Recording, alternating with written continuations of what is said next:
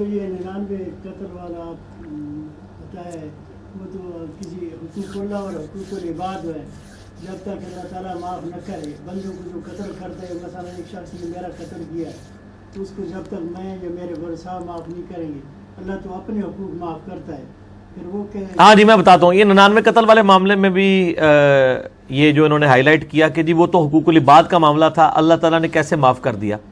پہلی بات یہ ہے کہ جو یہ پبلک میں مشہور ہے نا کہ اللہ تعالیٰ معاف نہیں کر سکتا حقوق العباد کو, یہ تو کلمات کفر ہے. اللہ کی مرضی معاف کرے. مجھے بتائیں کہ حقوق العباد بڑی چیز ہے یا شرک اور توحید کا مسئلہ بڑا ہے؟ وہ والا مسئلہ بڑا ہے نا. وہ بھی اللہ کہتا ہے دنیا میں کوئی توبہ کر لے میں معاف کر دوں گا. اچھا یہ جو بات کی جاتی ہے نا کہ وہ اللہ تعالیٰ معاف نہیں کر سکتا, یہ نہیں بولنا چاہیے. یہ کہنا چاہیے کہ بندے نے معاف کرنے ہیں, اللہ تعالیٰ کی یہ ریکوائرمنٹ ہے کہ بندہ ہی معاف کرے, لیکن یہ قانون نہیں ہے. اللہ تعالیٰ چاہے تو ایک بندہ ضد میں آ جاتا ہے جی میں نے معاف ہی نہیں کرنا, اس کو بھی اللہ تعالیٰ پھر راضی کروائے گا قیامت والے دن. یہ حدیث ملتی ہیں. تو یہ 99 قتل والا جو معاملہ ہے, جب اللہ تعالیٰ نے اس کی بخشش کر دی, نبی علیہ السلام نے بتا دیا, اب وہ جو لوگ 99 قتل ہوئے تھے اگر ان 99 کو قیامت والے دن اللہ تعالیٰ لالچ دے دے جنت کی, جو حدیث میں آتا ہے, وہ خود معاف کرنے کے لیے تیار ہو جائیں گے. لیکن اس سے کوئی یہ مقصد نہ لے کہ میں اللہ کے حقوق تو پورے کروں گا, بندوں کی میں بال ہڑپ کرتا رہوں گا, اللہ تعالیٰ اینڈ پہ راضی کر دے گا. نہ, یہ ایک ہی واقعہ ہے میرے بھائی 99 قتل والا. اور دیکھیں لوگوں کی 2 نمبری کتنی ہے. لوگ یہ 99 قتل والا واقعہ پیش کرتے ہیں اور اسی طریقے سے وہ بخاری سے ایک حدیث پیش کرتے ہیں جی ایک عورت تھی, بدکار تھی, اس نے موزے میں ایک کتے کو پانی پلا دیا, اللہ نے بخش دیا. او اللہ چاہے تھے جناب کوئی چھوٹی جی نیکی تے بھی بخش سکتا ہے. یہ وہ میسج بیسیکلی یہ دینا چاہ رہے ہوتے ہیں کہ آپ کو نماز پڑھنے کی ضرورت نہیں ہے. نبی علیہ السلام یہ میسج نہیں تھے امت کو دینا چاہتے, آپ نے اس کو بیلنس کیا ہے. آپ نے یہ بھی بیان کیا اور ساتھ ہی اسی بخاری میں حدیث ہے کہ ایک نیک عورت تھی, اس نے ایک بلی کو قید رکھا اور وہ بھوکی پیاسی مر گئی, اللہ نے اسے دوزخ میں پھینک دیا. تو اللہ تعالیٰ اگر چھوٹی بات کی وجہ سے کسی بندے کو معاف کر سکتا ہے نا, تو چھوٹی سی بات کے اوپر پکڑ بھی سکتا ہے. یہ آپ نہیں فیصلہ کر سکتے کہ جی فلاں گانے والی ہے وہ ہر مہینے 11ویں دیتی ہے تو اب اللہ تعالیٰ اسے بخش دے گا اور یہ کر دے گا وہ کر دے گا.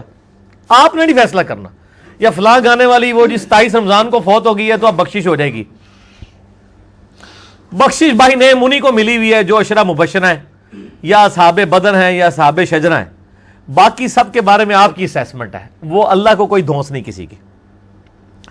آپ دیکھیں یہ حدیثیں نہیں بیان ہوتی ہیں کہ چھوٹی سی بات پہ پکڑ بھی سکتا ہے, یہ جو چھوٹی اللہ تو بخش دے گا. یہ بیلنس کیا کریں. اور دوسری طرف جب ہم ان کو کہتے ہیں چھوٹی سی بات پہ پکڑ بھی سکتا ہے تو وہ اس کا بھی الٹا مطلب لے لیتے ہیں, کہتے ہیں تیسی کہنا نیکی کرنے کا فائدہ ہی کوئی نہیں, جب پکڑنا ہے تو چھوٹی سی گال بھی پکڑ لے گا, وہ بھی اس طرف چل پڑتے ہیں. تو یہ اپنے ساتھ تماشا کر رہے ہوتے ہیں.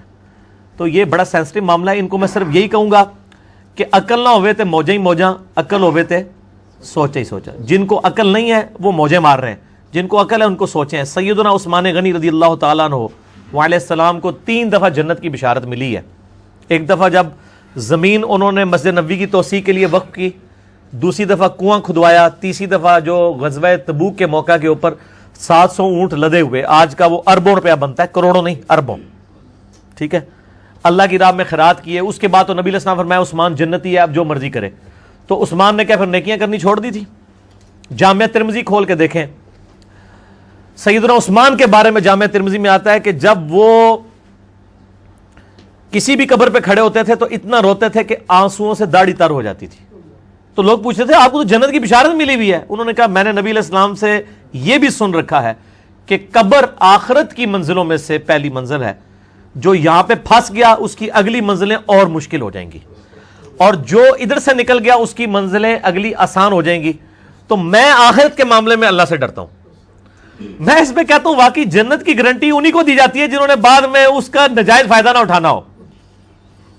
سانو لب جاتے اسی کتے قابو آنے کسی دے, گارنٹی بھی انہی کو ملی ہے جن کے بارے میں اللہ کو پتا تھا کہ یہ گارنٹی لے کے بھی ادھر ادھر نہیں ہوں گے, ٹھیک ہے. ورنہ تو ہر بندے کو کہا جاتا نا, ایک مجلس میں 10 بندوں کو تو نہ کہا جاتا ابو بکر فی الجنہ, عمر فی الجنہ, عثمان فی الجنہ, علی فی الجنہ, طلحہ فی الجنہ, زبیر فی الجنہ, عبد الرحمن بن عوف فی الجنہ, سعد ابن ابی وقاص فی الجنہ, ابو عبیدہ ابن جرح فی الجنہ, اور سعید ابن زید رضی اللہ عنہم اجمعین وعلیہم السلام اجمعین.